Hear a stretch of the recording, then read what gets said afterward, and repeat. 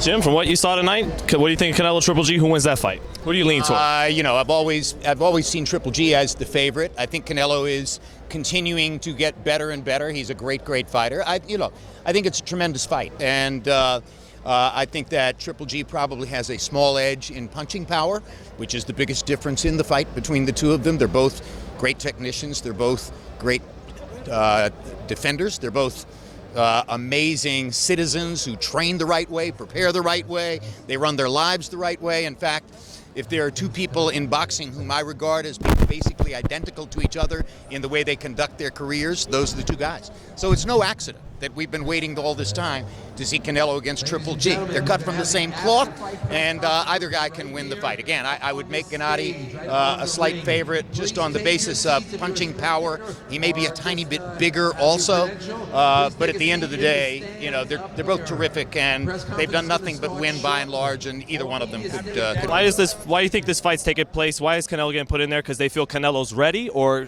Triple G has slipped? Or does it have either one?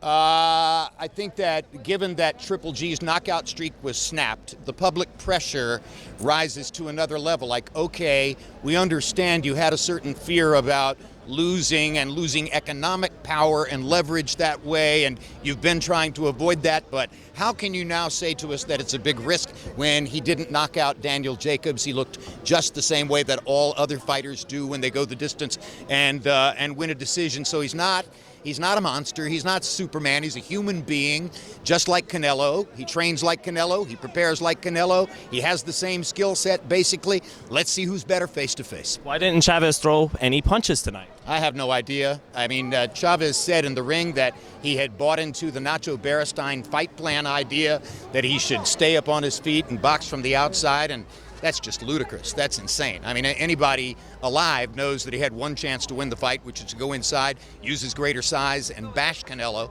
And the fact that he never tried to do it, I think, was representative of Chavez Jr.'s understanding that he didn't have a chance. He was misplaced in the event. You can't.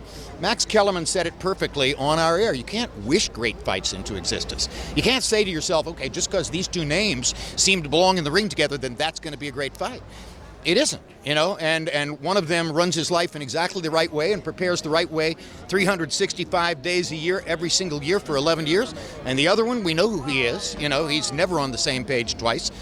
So those by-the-book experts who said all along that the outcome of the fight was obvious because of the difference in the skill sets and the difference in the way they dedicate themselves and prepare for fights, they were 100% right. Can and will Triple G and Canelo live up to all of the hype it has now? It has been had. It's a lot of hype, but Joshua and Klitschko sure did it. They surpassed all the expectations. They fought a fight which we will be talking about for 15 or 20 years or maybe longer, and if they can do it, these two guys can do it too. Does this fight come at the right time? What's that? What does a victory do for Canelo if he beats a Triple G? This victory tonight? I mean, this victory tonight just reaffirms what we know about Canelo, and he showed you how easy it was by not sitting down between rounds. He made the point that it was pretty much a sparring session for him.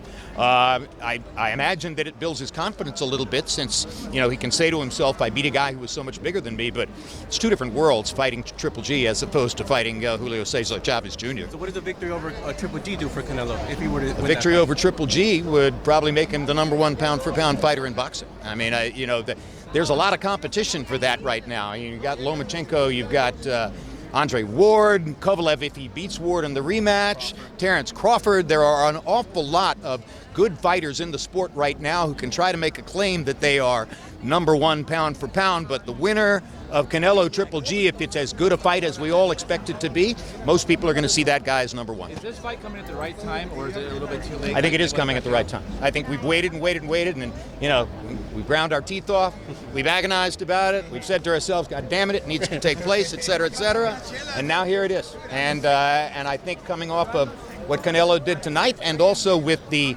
heightened expectation brought about by Gennady's knockout streak coming to an end, yeah, it's the right moment. What did you enjoy more, the atmosphere in UK or the atmosphere tonight with the Mexican fans? 90,000 people.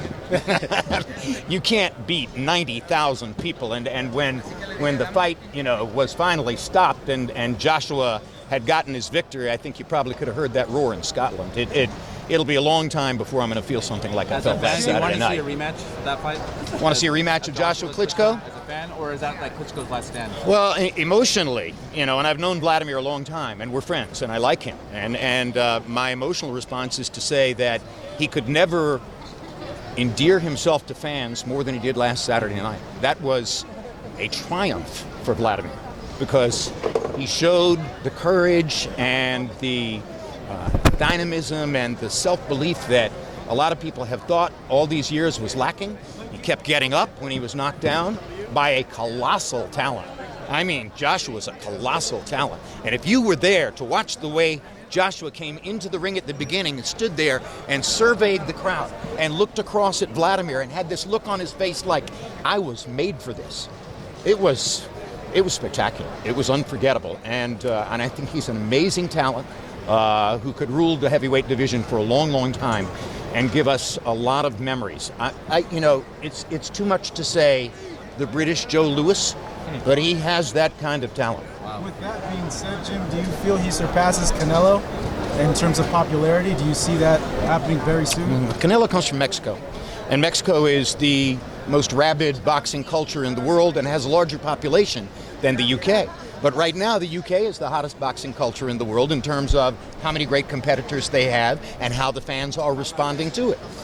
90,000 people in Wembley Stadium. They probably could have sold 150,000 tickets if they had wanted to. So, Canelo's a giant star. Joshua may turn out to be a bigger star. He's a heavyweight. Thanks, Jim. Thank you, Jim.